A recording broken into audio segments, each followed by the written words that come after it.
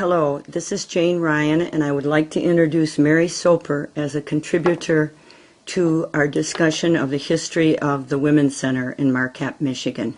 Mary has been involved almost from the get-go, and she will talk a little bit about her own background and then what brought her to the Women's Center and her contributions to it. Welcome, Mary. Thank you. So my name is Mary Teresa Peabody Soper. I grew up downstate and moved to Marquette to actually go to Northern Michigan University in 1971.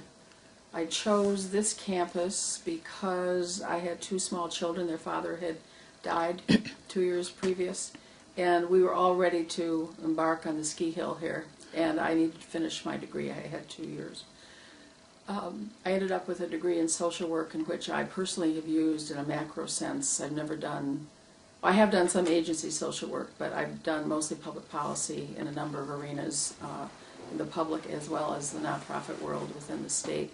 And some time was spent at Planned Parenthood in Milwaukee as Director of Public Policy for the state. I'm currently retired. I'm 70 years old. What else would you like to know? That's probably enough. I'm the oldest, and part of what does make an impact here, I'm the oldest of a family of 9. We all still live in Michigan. I have 4 brothers and 4 sisters.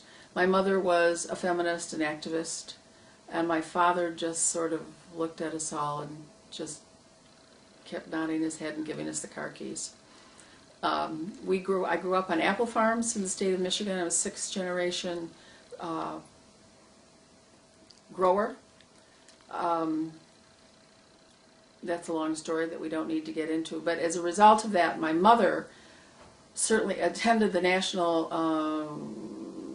Conference for Women as a woman entrepreneur representing the farm community in Michigan. Holly was there, I was there, there were a number of us, and I was actually staff to that national conference. So you had a role model right there in front of you and your mother. Did. Yes, I did, absolutely. All right. What brought you to the Women's Center then?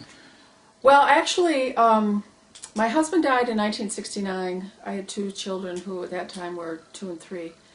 My mother, during that period of grieving, and I was 24 years old, so I was quite young, she had heard an interview by the staff at the Continuum Center, which is the longest ongoing women's center in the country, and that was at Oakland University, and it was funded by the Kellogg Foundation.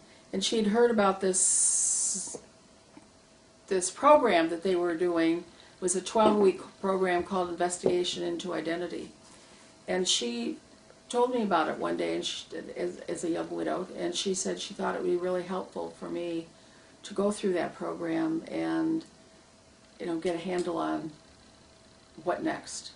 And I did. As a result of that, I ended up coming up to Northern to go to school to finish my degree in social work. That was in 1971 in the winter. Marquette was just alive as a feminist community. There were, I think at that time, 13 conscience-raising groups going on. I eventually joined a conscience-raising group. And little by little, part of what did happen is the president called a group of women into his office and felt that there was something rumbling across the peninsula and about women, for women, by women, to women, whatever. He didn't know what was going on, but I think he thought he was going to call this group together and they would come and give him some ideas, and that was it. Well, that group of women went to the president and said, there are women that are in need across this peninsula, and we think it's appropriate for Northern to begin to put some programming together to answer those needs. Betty Friedan had written her book, her first book, Feminine Mystique. So that was alive. As I said before, we had conscience-raising groups going on here in Marquette.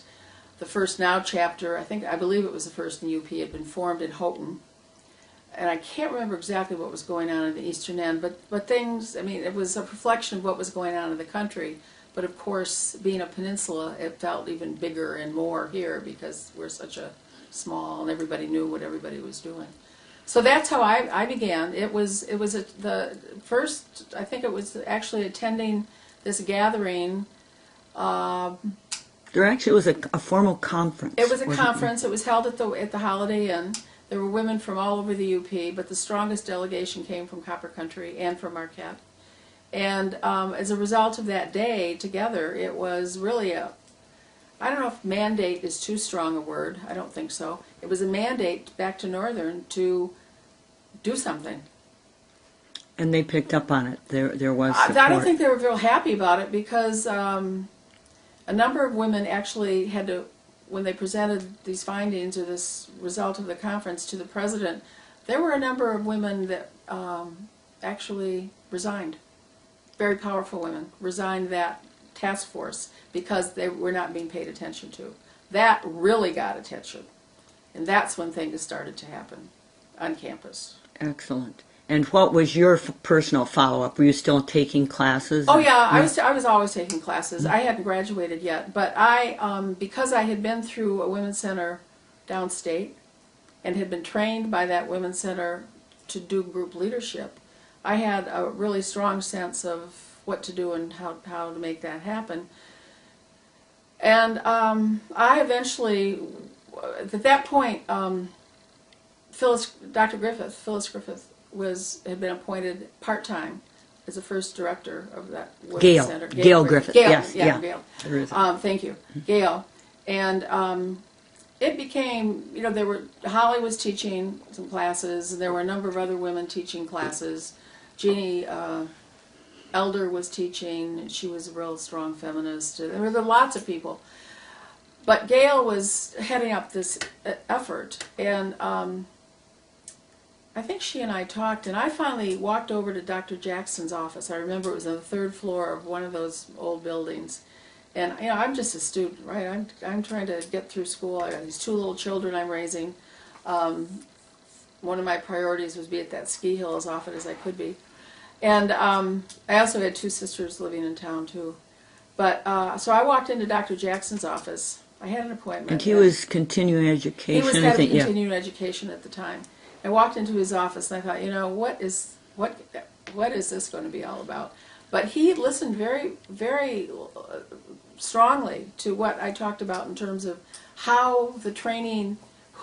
Dr. Eleanor Driver was head of the Women of the Continuum Center, and her number 2 was Dr. Can't remember her name. She was finishing her PhD specifically for the topic of older women. And this was the Oakland. This was at Oakland University through the Continuum Center.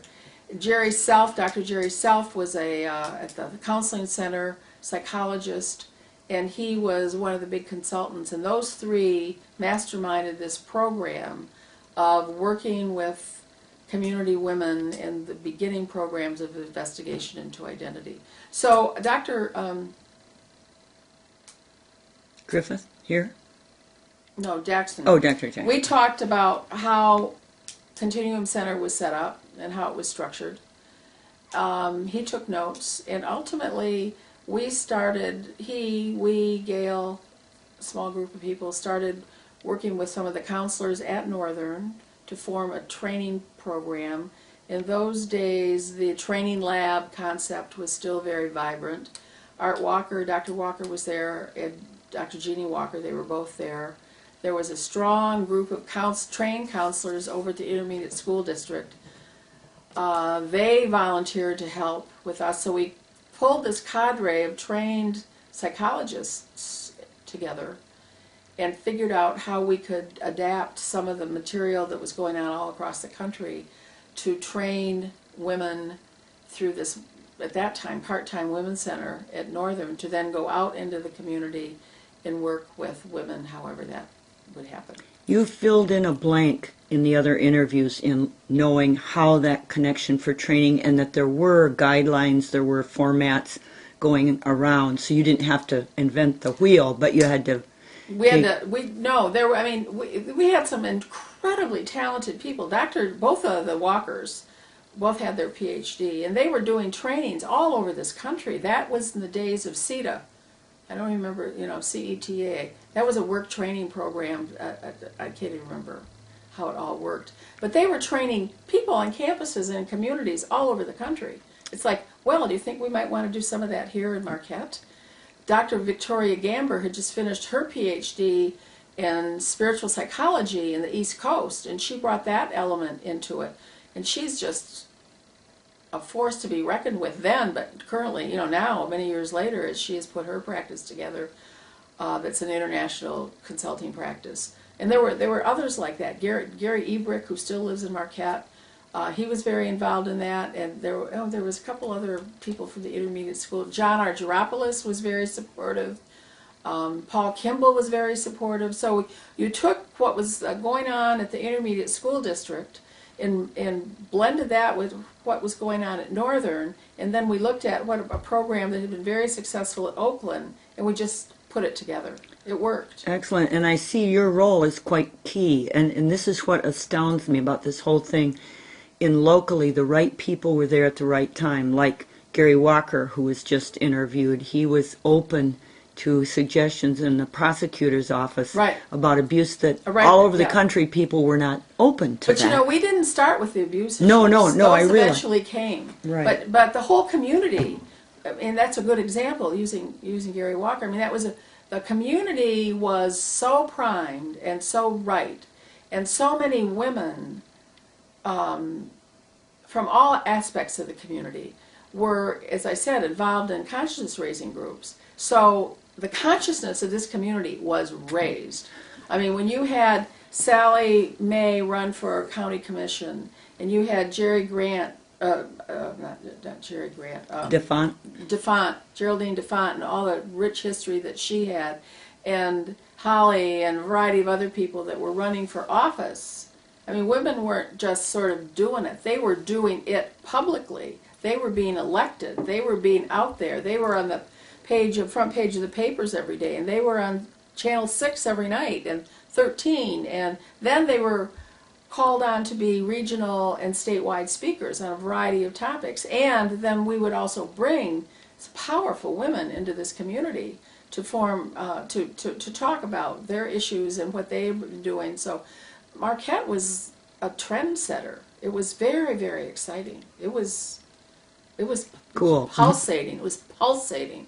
And that was in the 70s, the 69, 70, 71, 72, 73, in that period of time. It was something special for a small little town up on it's been referred to in other interviews, but Pre Burnham, the first female to set up a practice here, came from the East Coast. That's right. And she thought she was coming to the boondocks, and she said they were doing things here. Her husband Randy, who was at the counseling center, he came to be there. John Russell was there as well. And Pre was really quite astounded. But lots of people were astounded that was going on here. Yeah. That's really exciting. Okay, so you were certainly involved in the bringing of training. Do you want to elaborate on some of your particular interests and some of the programming that went on and what role you played there? Well, I have to think about that. It was a very long time ago in my mind. I think the thing that I think about when I think about those years is we did training to take people out to work in the community. Well, a lot of that work, Carolyn and McDonald and I think we talked to every continuing education, community education program. And we had 4 to 6 week programs. We sat in high schools in Ishpeming and Negaunee and Marquette, Munising, Newberry, Houghton, Hancock. We were working with adult women who were just trying to figure it out.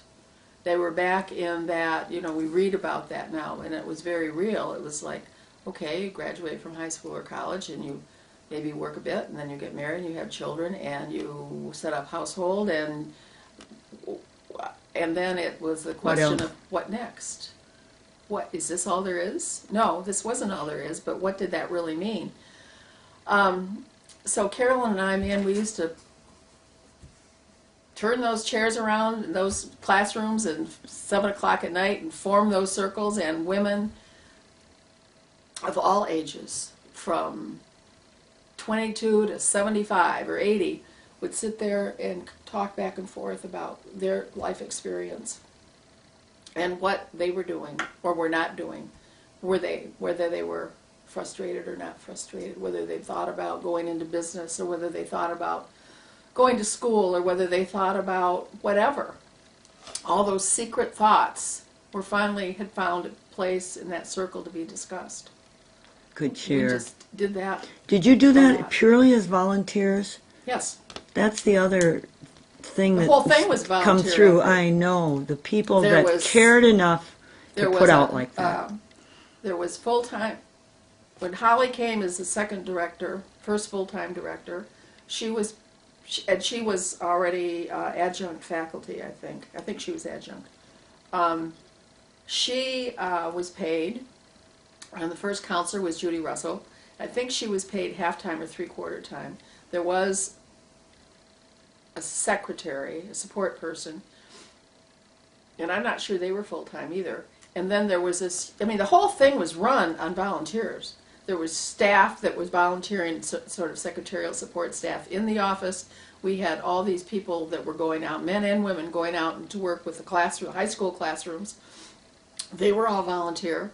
I mean, we had to get release time for those people from their employees. So yes, you have XYZ people going out there, but each one of those their employees were also giving of that time because these people were still being paid and just had release time, we would call it now. So again, the effort was amazing. It was just across the community, and it was deep. It was deep within the community. It was very, very interesting. And you mentioned that some men were actually involved in Oh, in sure. this. There was a guy at the hospital, I can't think of his name. He was a nurse. He was a male nurse. There were a couple male nurses. And that was obvious when you talk about non-traditional careers. There were women who were car salespeople, who were mechanics at various dealerships, who were working in the various trades. There were more women that were non-traditional careers, but there were some men. And we took them into the classrooms, and they were just, I mean, these kids paid so much respect, but they really paid attention to what these adults were saying that they currently were doing, and that you too, as a student sitting there, you too can think about different things for your life if you choose. The data in those days was showing that women, particularly, this came out of the Office of Women at Work at the national level in the Department of Labor, and then at the Department of Labor in the state of Michigan, Pat Babcock was the director at that time, and Pat Curran, she was just an amazing person. She ran this Office of Women at Work. So there was data out there. So we weren't walking in just sort of talking off the top of our heads. We had hardcore data, and part of what it was saying at that time, this was 1972,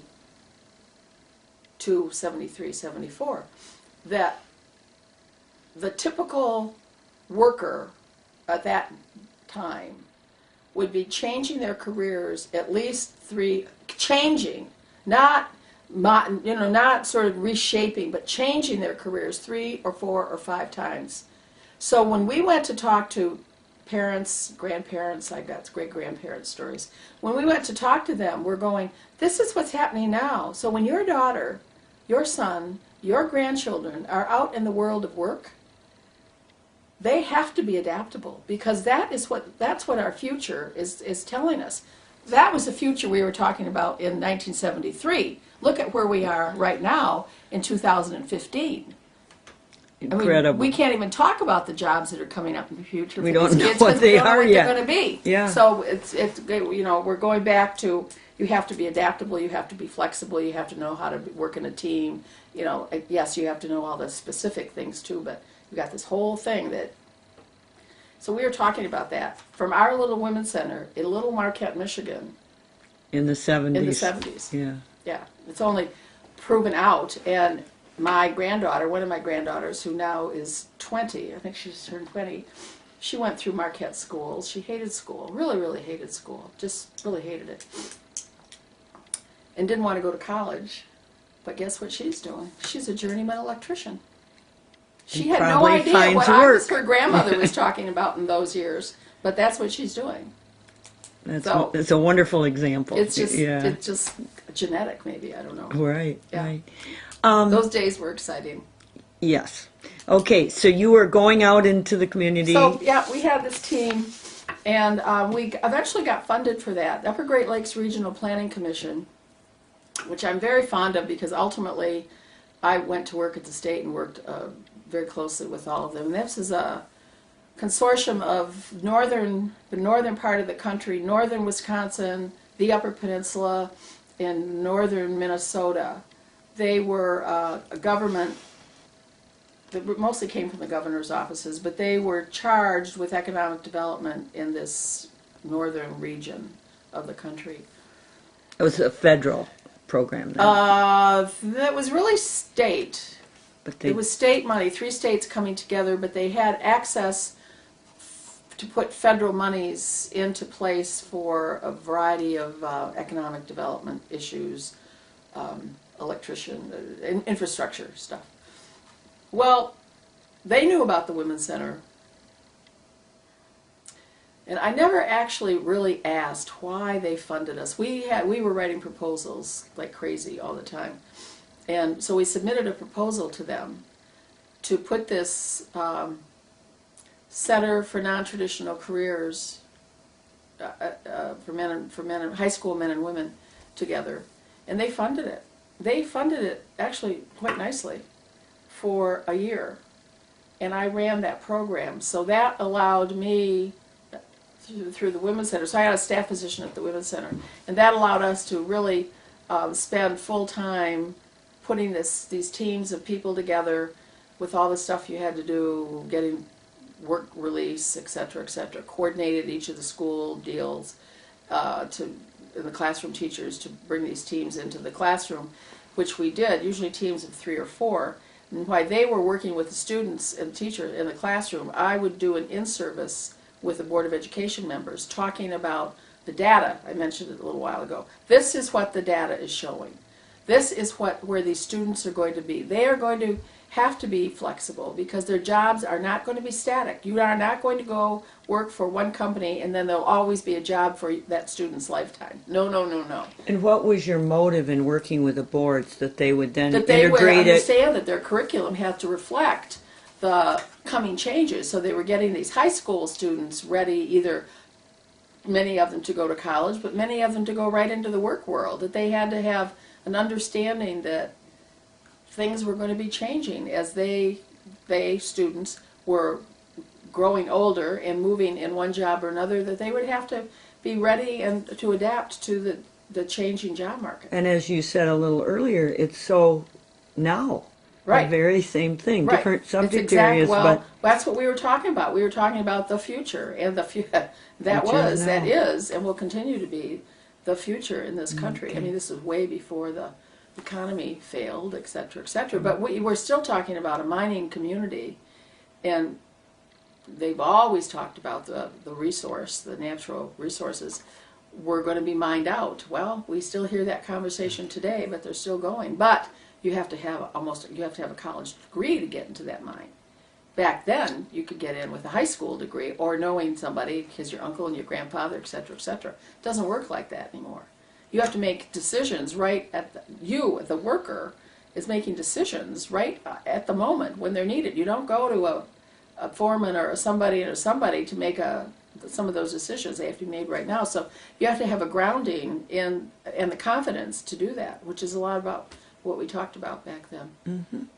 So we had that grant for a year. Along with that, at the Women's Center, let's see, the Women in Labor project was going on through a joint venture between Keene Gomez and his office and the Women's Center. And so we had somebody who was working full-time in the labor movement issues, Joanne Sharkey. And she was actually putting curriculum together. They were writing curriculum and then going out into various classrooms across the country, across the UP. We were writing curriculum for the non-traditional careers people, our program. And I think there was one other. So we did a lot of curriculum development for the high schools in those days. In fact, we received a lot of awards. The non-traditional career program, I remember going to St. Louis to accept a national award for that program, and then came back and was real committed to continue curriculum writing so that Northern, through the Women's Center, could take curriculum into the high schools and working with the classroom teacher to then deliver that curriculum. But the powers that be at the university didn't quite get it, that we could have been the leaders of non-traditional careers and teaching. We were there. We were the leader. But there was, I can't remember now which university it was, Kansas State maybe. They really in Kansas really wanted to disseminate their work that they had done. We were further ahead than they were, but they were more assertive and aggressive, and they had the entire support of the university structure. So that would have been a bump in the road that could have gone. It could have gone another blossomed way. a little more. Okay. It could have gone. It should have gone another way. And the same thing with the women in the labor movement, women at work. Those. In fact, I think a lot of the curriculum that was written at the Women's Center actually went out to the national labor movement and then was implemented. And we were just all doing our work, right? We had very little money. We did have an office at the university. We did have the support of the university from the print. We could have things printed, and we had access to cars to travel, which is really an issue up here. So we had those support services of the university, which made our work much, much easier. But we had to fight. Holly was fighting all the time for recognition, for support, for just a little bit more, just one more program, one more staff person. Fight, fight, fight. Perfect person in there to do it. Well, exactly. But it was not easy. It was just tough. Although we were doing it, and we probably could have blown our horn more than we did. We did some things internally to do that, or within the community. And as a person not involved, my area was the League of Women Voters, kind of parallel stuff. Yeah, well, we all were working together back in those days. Yeah. But I was aware of the good things, but again, this is in hindsight and memory, but I do think we didn't know at the time how cutting edge and how ahead of the game Marquette was. Well, we didn't talk about it. Yeah. We were just doing our work. Yeah. We didn't, I don't think there was anyone, I can think of a couple of awards ceremonies that we would have that most of the community would come to, and we would, praise ourselves and pat each other on the back and whatever, but then the next morning we were back at the grind doing things. So I think intellectually we understood how important it was. Some of us, because I was not from here originally, I saw what they were doing in other parts of the country. So did other people. Some of us could compare what we were doing here with what we knew they were doing there. But, so what? We're back home and, let's work all day and try to get to the beach before we go to bed. Now, did you transition when they moved then from Northern to the Episcopal Church? Were you still on board then? I was chair of the board. Ah, during that transition time? Yes, by that time I had I had that position with the non-traditional careers for a year. They were ready to give us money for the next year, but for something else. And I was not going to do that. I already done all this work tilling the soil, and so we were ready to just continue and grow a program, and they didn't want to fund that. They wanted to fund something else. Well, that's fine. I don't know what they did. I don't remember, because by that time moved on. And I moved on for career-wise. I was still living in the community. And I was director of Governor Milliken's office for the Upper Peninsula. And I moved his office from Iron Mountain to Kingsford, actually, to Marquette. I was not real popular down there. So, but I was on the board. And because that was a difficult time in terms of acquiring funds. It was a very difficult time. The decision, I led the meeting at Guildhall when the final decision was made that we were leaving Northern. And I was the chair of the board who had to walk in with the executive team to Dr. Jamrich and indicate that he wanted us, I can't remember now what he wanted us to do, but basically shut up, basically be quiet. And I was the one who said, well, actually, we're not going to basically be quiet. We are actually leaving the university. We thank you for everything you've given and support. And we're moving into the community. We are going to become a community-based organization.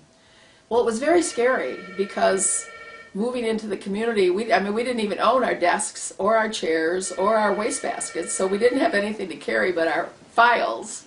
Throw those in a box and we could walk into the streets. But St. Paul's Cathedral was very gracious, and they gave us the lower level of Guild Hall. And so that's where we started setting up an organization that had no money, had volunteer staff. That was at the same time Holly and Bill Greer were leaving the community to move to New York, where Bill was called to a church in New York.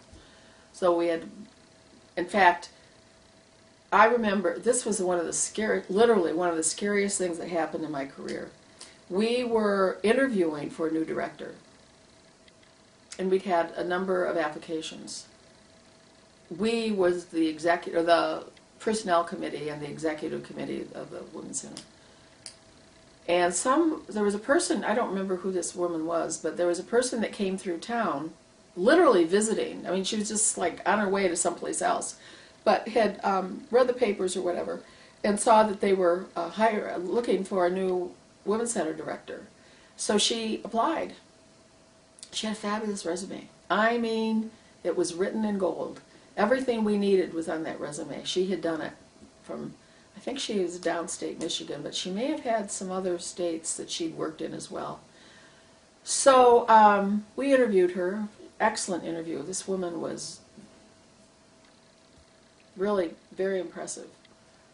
So we were almost ready to just hire her right there, and her interview was fabulous. And it's one of the big lessons I've learned over the years. I mean, you always check resumes, but you go way beyond what they give you. So I knew a feminist lawyer in Detroit who had her fingers in everything, and I knew her quite well. And I went into the kitchen of this house where we all were doing this interviewing, and I called her, and she basically said, "Do not even think about it." And she gave me this whole background thing. I came into the room where everybody was assembled, the people for the Women's Center, and I was shaking. I was visibly shaking because we were a hair's breadth away from hiring this woman. Only goes to show you better check and check and check. And we did, thank God, that day. Because we would not be sitting here talking about the Women's Center if that action had gone through. So that's when Sally Mae was hired. And Sally had been involved. Sally had so been she involved knew as a what was volunteer. happening. Sally Yeah. was, she'd been involved from the beginning. And Sally was one of those women from the community who ran for office and won, as she was a county commissioner, and continued doing both of those things for a while. Yeah. Quite a while, I think. So Sally was now in the basement trying to piece together a volunteer, community-based organization, and people were grinding out applications and requests for proposals. We're responding to those, and eventually started to piece and part things together. It was a very scary time. I was director of the governor's office for 15 counties, and I had huge responsibility in Lansing as well as here. Did that help? No. Well, yes. I mean, it did in one sense. I mean, first of all, it didn't help in terms of making anything happen here, but at least I had good contacts. But I'm trying to do my job, which was much more than a full-time job, and then we're trying to move this Women's Center from the university to a community-based center, which was another full-time job. So no matter where I was not doing what I really wanted to be doing. I mean, it was very touch and go, because if Lansing ever knew how much time, I guess they'll know now, how much time I was spending at the Women's Center. Although the governor, I will say, was a feminist. and as was Mrs. Milliken, who was a noted feminist. But that wouldn't have saved my job. I was still working for the state of Michigan, so it was a tough time. Everybody was under a lot of pressure. Pressure. Yeah, but I think the board was a powerful board, powerful women, all committed to the same direction and the same goals. Did some of the programming have to shrink at that time, or were you able to sustain, as far as you know, what was? Sally could answer that better than I can. I think, well, sure. I mean, we weren't doing the classroom stuff anymore. The labor movement, the labor issue, women in the labor movement, that had all pretty much disappeared. So we didn't have the access to do. I mean, while we were at the university, we did some. We would bring major speakers in, but we didn't have to pay room rent. We didn't have to pay to print our material. Well, we had to pay some, but our materials would get printed. Posters would be distributed. I mean, stuff got done at a much, much, much, much, much cheaper rate than you'd have to pay if you were not part of the university. So we were having major conferences, I mean, on rape issues, on women and violence issues, on career issues, I mean, all sorts of things. And we could do it at the university. We'd get those big rooms and we'd fill them up with people. We could get speakers because you're caught when you pick up the phone. You say from such and such university. It's a lot easier than say, well, I'm from Podunk Community Center, in the basement of the church. The basement of the church. Yeah, could you fly in from New York, please, and speak to our group? The cachet was very different. But things changed. But we knew they would. I was totally supportive of being community-based. I mean, I know we missed a lot, but what we really did was representing across the community. It wasn't representing. I mean, our goal was never to increase tuition.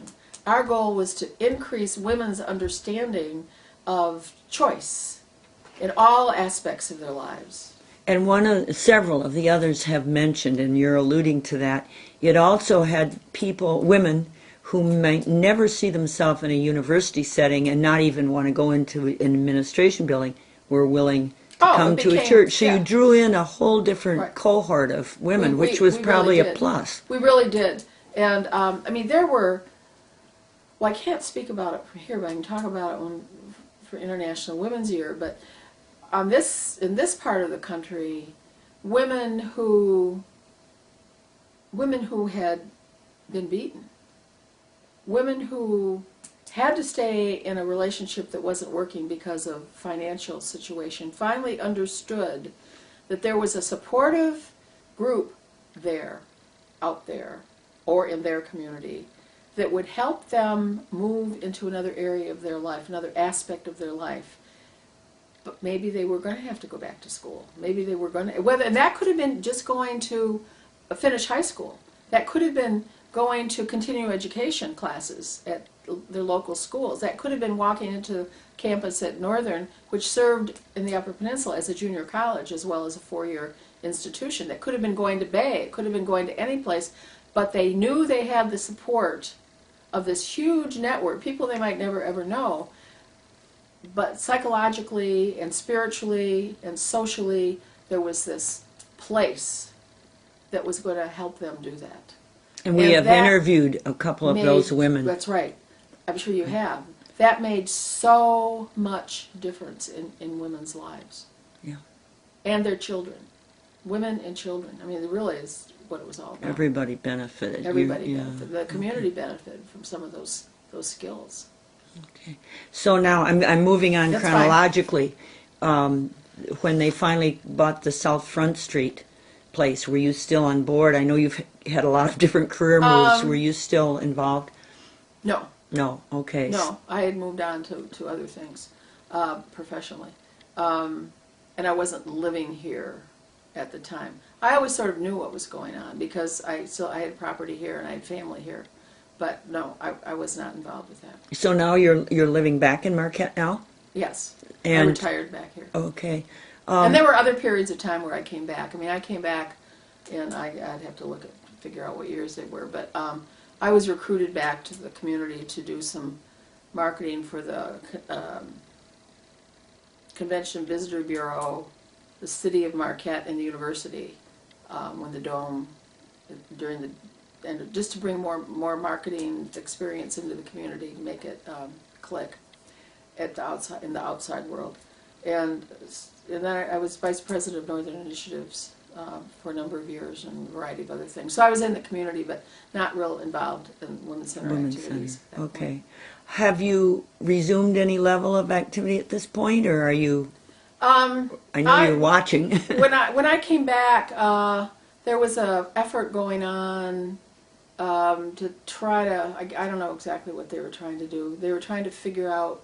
But they were trying to celebrate major celebration of the Women's Center. It must have been the 25th or 30th something anniversary. They were trying to do some fundraising. The person they'd hired to do some of that work couldn't find what she needed.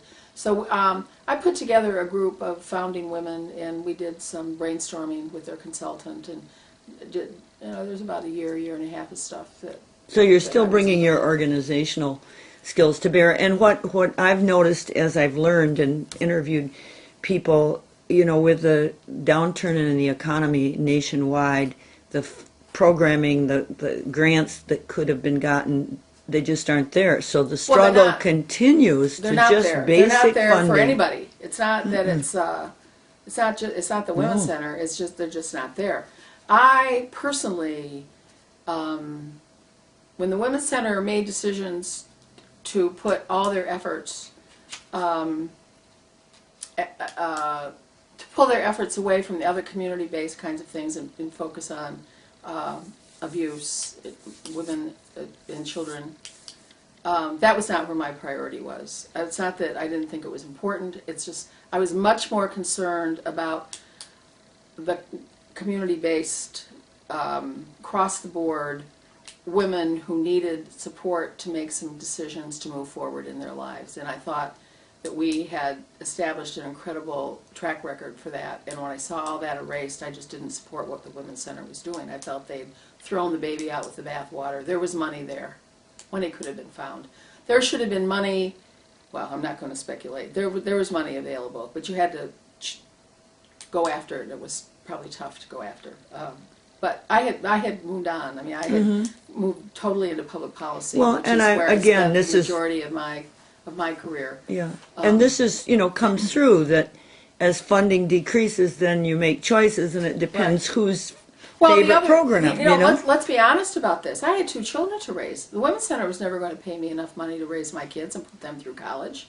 That's been a chronic issue. That's Again, a chronic the issue. volunteers The and everywhere. They're finally, in this state, and I worked for the Council of Michigan Foundations as well as Michigan Nonprofit Association for a number of years. And eventually they had to, the nonprofit world clearly had to deal with, you could not continue doing this because it was immoral. You could not bring this talent in and then watch them walk the streets when they retired because they weren't set up. And that has changed. It's much, much better in this state. And our state's really, in both the foundation world and the nonprofit world, is way ahead of almost every other state. Really? Yes, that's absolutely. We are the Michigan. If people understood what a trendsetter this state was, or is, but in the nonprofit world, clearly we're way out ahead. And we've had some marvelous leaders in the nonprofit world and the foundation world. The foundation world in Michigan is far and above what's going on in almost any other state. It's actually very exciting.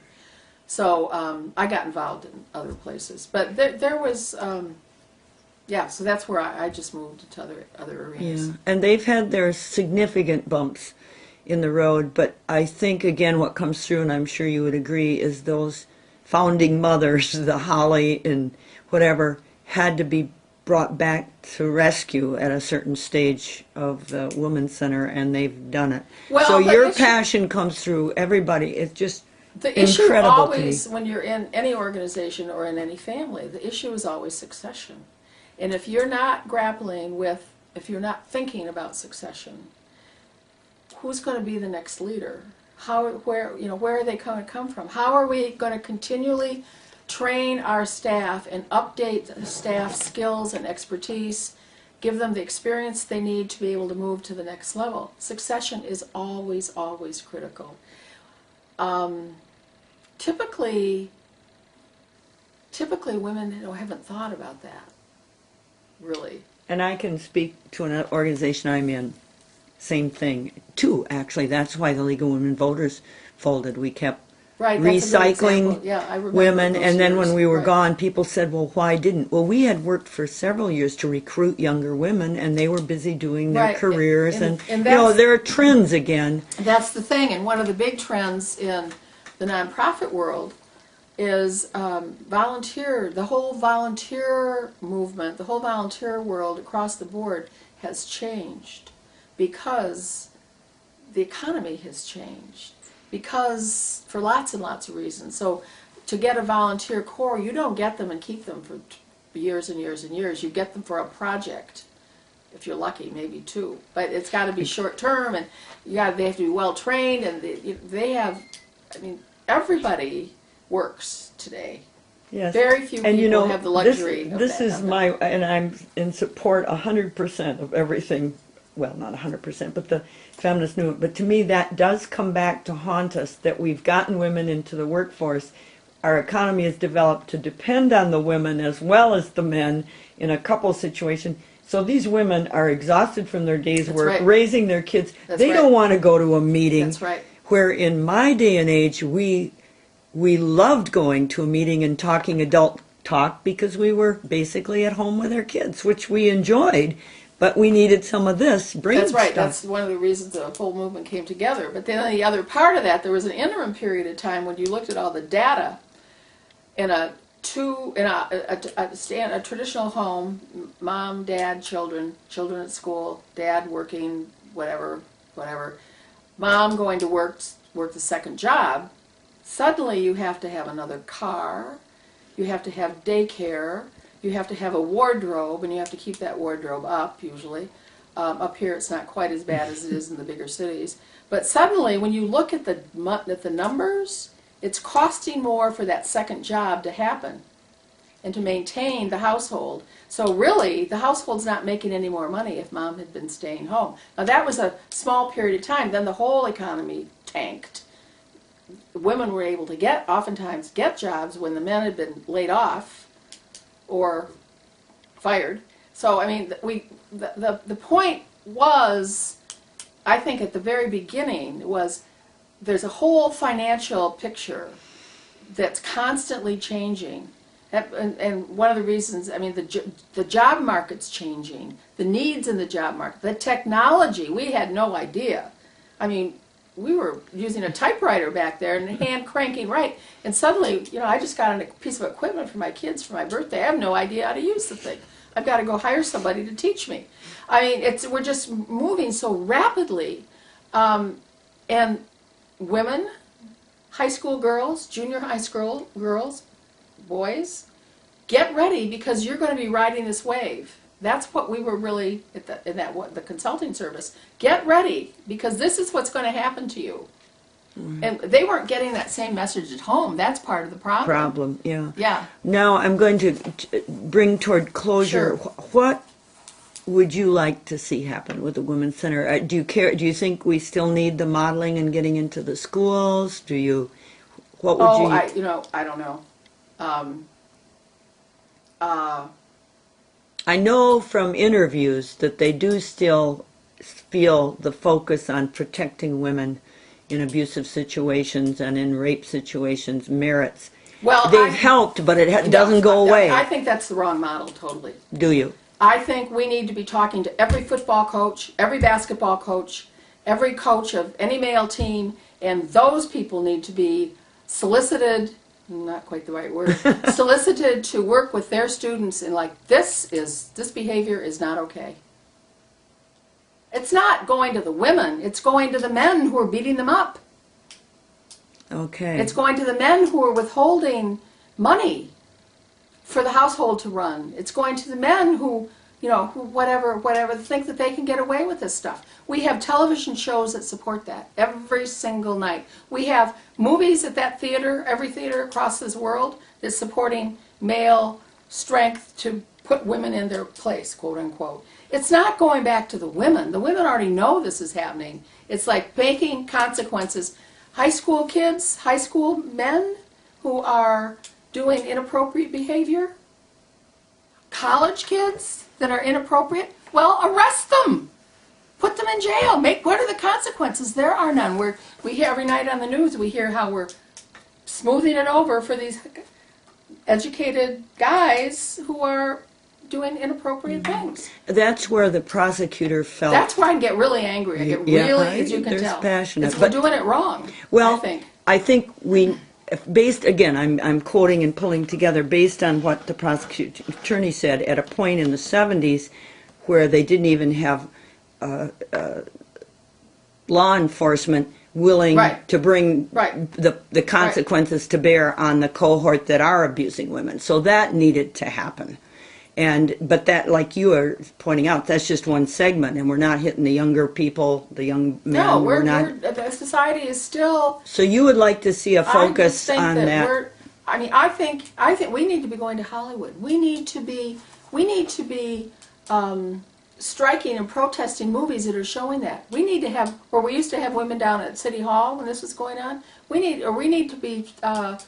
Not going to football games. We need to be walking in the halls with banners going, this behavior is not okay. And there need to be that's the problem. There need to be financial consequences to this stuff. And societal consequences. We're not very good about that. Because we don't really, as a society, you know what? We don't care about our kids very much. Unfortunately. Tell me, are you aware, is there anywhere that is tackling this problem? Either a women's program or... I don't know. I haven't heard either. I mean, you hear a little isolated... I think when Vice President Tipper Gore got involved back in the language of the records, particularly, I think that was a model to take and look and see what really happened. But one person or one small group, it needs to be a bigger effort. But what we see on the screen and what these kids are, it's out there. It's not acceptable. It's not okay. I share your passion in that, but I know the response is always freedom, the right of freedom of expression. Well, you know what? We have the right to have our children be healthy and be safe. And that's as much a right as the right of free speech. And the economic issue could be there. Boycott these things. I think it could be, and I also think there's a lot of people in Hollywood, if you could figure out how to get them mobilized, that would, I'm talking about stars. I'm talking about people who have money, people who direct, people who produce. I think there's a way that can do that. Okay. Now, and I've not thought about this as a model. I was very involved in the Tobacco-Free Michigan movement, Tobacco-Free Country movement. That has morphed from, I'm trying to think of the foundation that put all that money in there, Robert Wood Johnson, and now they're into obese children.